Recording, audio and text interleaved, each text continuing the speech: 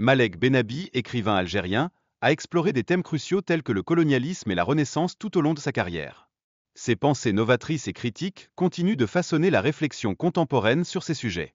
Il convient de noter que Bennabi a opté pour la non-publication de ce livre en 1952, une décision motivée par des considérations de prudence face à un climat politique incertain. Cette décision soulève des interrogations profondes sur la liberté d'expression et les contraintes pesant sur les intellectuels. Par ailleurs, le contexte historique, marqué par les révolutions arabes, a indéniablement influencé la réception de ces idées. L'évolution des événements, notamment en Syrie et dans d'autres régions, a profondément modifié notre compréhension des luttes actuelles, mettant en lumière des dynamiques complexes. Il est primordial de reconnaître les mentalités diverses, telles que le capitalisme ou le marxisme, qui façonnent notre façon de penser et d'agir au sein de nos sociétés. Cela souligne la nécessité d'une analyse critique face aux idéologies dominantes.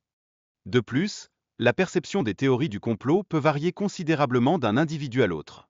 Il est donc essentiel d'aborder ces idées avec un regard critique afin d'éviter des conclusions précipitées qui pourraient nuire à notre compréhension des réalités sociales. Bennabi met en avant l'importance de la connaissance et de l'éducation comme moyen de résistance contre la colonisation et l'ignorance qui prévalent au sein des sociétés musulmanes. Cette approche souligne le rôle fondamental de l'érudition dans la quête de l'émancipation. En outre, l'axe africano-asiatique s'est révélé décisif dans l'émergence des mouvements non alignés, illustrant la nécessité d'une unité entre les nations du tiers-monde face aux défis communs. Cette coopération internationale est essentielle pour surmonter les inégalités systémiques. L'optimisme d'Abdel Nasser concernant la formation d'un monde tiers, indépendant des influences communistes et capitalistes, représente un idéal qui malheureusement ne s'est pas concrétisé comme escompté. Cet échec souligne la complexité des interactions géopolitiques. L'idée d'une conspiration orchestrée contre les mouvements du tiers-monde émerge également, suggérant que des forces extérieures jouent un rôle significatif dans leurs échecs. Cette notion mérite une exploration approfondie pour en comprendre les implications. Le rôle de la franc-maçonnerie est discuté, en mettant l'accent sur son influence sur des figures historiques telles que Lord Reading et Disraeli. Ces personnalités ont exercé une influence majeure dans l'histoire britannique, ce qui soulève des questions sur le pouvoir des élites. En parallèle, l'examen du contrôle financier révèle que Wall Street et la City de Londres servent de centre névralgique de l'économie mondiale. Ces lieux sont désormais emblématiques des dynamiques de pouvoir économique contemporaines. La diaspora juive et son impact sur l'Europe méritent également une attention particulière. Les Juifs sont souvent perçus comme des acteurs clés dans le développement économique et culturel de leur nouveau domicile en Europe, témoignant des dynamiques d'intégration. L'intégration des enfants d'Israël dans la culture occidentale a donné naissance à des personnalités notables comme Einstein et Marx. Ce phénomène démontre leur capacité d'ouverture par rapport à ceux vivant dans des ghettos, mettant en évidence des disparités marquées. La coexistence des enfants d'Israël avec le monde islamique a engendré d'importantes interactions culturelles et économiques, notamment en tant que fournisseurs durant les conquêtes islamiques. Leur contribution à ces événements a été significative et mérite d'être reconnue. Moses Ibn Maimon se positionne comme un exemple emblématique d'un intellectuel juif influent ayant navigué habilement entre différentes cultures.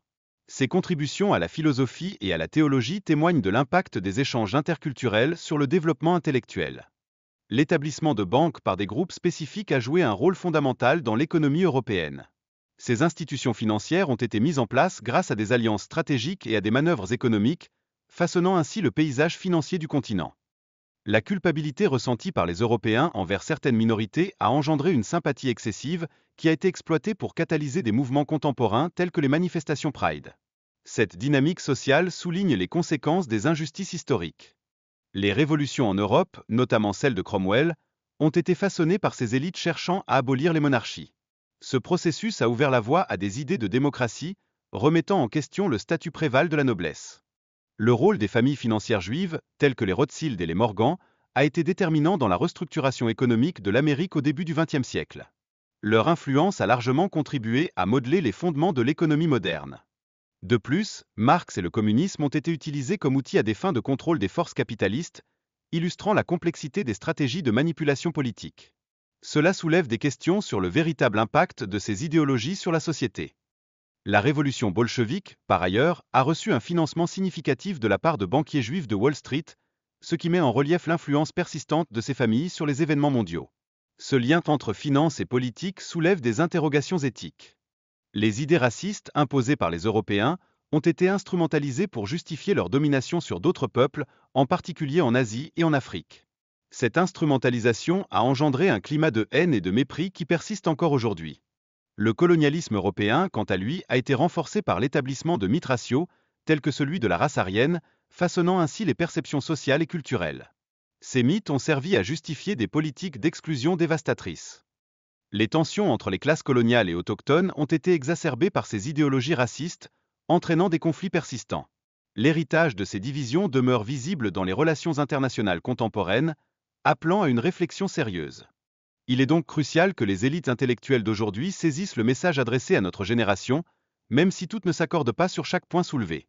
Cette compréhension pourrait influencer favorablement leur prise de décision future. Malik Benabi, un penseur de profondeur, a effectivement abordé des problématiques de civilisation plutôt que de se cantonner à des théories de conspiration. Son approche privilégie la réflexion critique sur les enjeux contemporains. Enfin, le livre examiné a été publié dans un contexte difficile et a rencontré des obstacles considérables à sa diffusion en raison des circonstances politiques du pays. Cela met en lumière les défis liés à la circulation des idées à travers des périodes tumultueuses.